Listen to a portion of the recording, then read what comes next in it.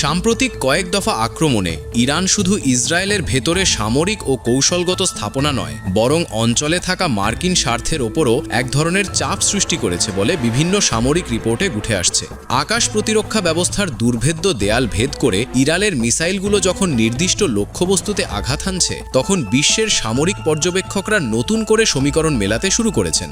এই পরিস্থিতি পরিষ্কার বার্তা দিচ্ছে যে শুধু আকাশ থেকে একতরফা বোমাবর্ষণ নয়, বরং পাল্টা স্ট্রাইক সক্ষমতায় ইরান এখন নিজের সামর্থ্যের জানান দিচ্ছে।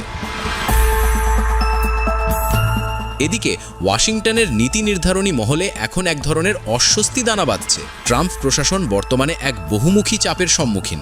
একদিকে মধ্যপ্রাচ্যের মিত্রদের নিরাপত্তা নিশ্চিত করার প্রতিশ্রুতি, অন্যদিকে যুদ্ধের ব্যয়ভার এবং বিশ্ব তেলের বাজারে অস্থিরতা, সব মিলিয়ে এক কঠিন সময় পার করছে মার্কিন প্রশাসন। ট্রাম্পের রাজনৈতিক কৌশলে এখন বড় প্রশ্ন দেখা দিয়েছে, ইরানকে কি সামরিকভাবে সম্পূর্ণ অবদমিত করা সম্ভব? মার্কিন ঘাঁটিগুলো যখন সরাসরি ইরানের মিসাইলের আওতার মধ্যে চলে আসে, তখন যুদ্ধের ঝুঁকি এবং ক্ষয়ক্ষতি কয়েক গুণ বেড়ে যায়। বিশ্লেষকদের মতে ট্রাম্পের সাম্প্রতিক কিছু কূটনৈতিক পদক্ষেপে দেখা যাচ্ছে এক কৌশলী পরিবর্তনের আভাস। জনসমক্ষে কঠোর অবস্থানের কথা বললেও পর্দার আড়ালে যুদ্ধের দীর্ঘমেয়াদী ক্ষতি এড়ানোর বিকল্প পথ খোঁজা হচ্ছে।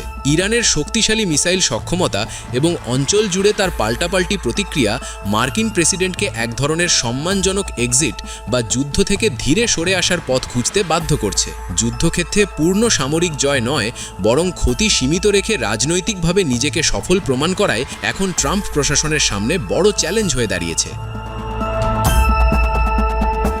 তাই এখন মূল প্রশ্ন হলো, ট্রাম্প কি পারবেন সরাসরি সংঘাত এড়িয়ে কোনো মধ্যস্থতার পথে হাঁটতে, নাকি ইরানের এই ক্রমবর্ধমান সামরিক শক্তি মধ্যপ্রাচ্যের ভূরাজনীতিতে নতুন কোনো মানচিত্র তৈরি করবে? রণক্ষেত্র থেকে কূটনৈতিক টেবিল, সবখানেই এখন নাটকীয় মোড়। সংঘাতের এই গোলকধাঁধায় শেষ পর্যন্ত কে জয়ী হবে তা জানতে আমাদের পরবর্তী বিশ্লেষণের দিকে নজর রাখুন।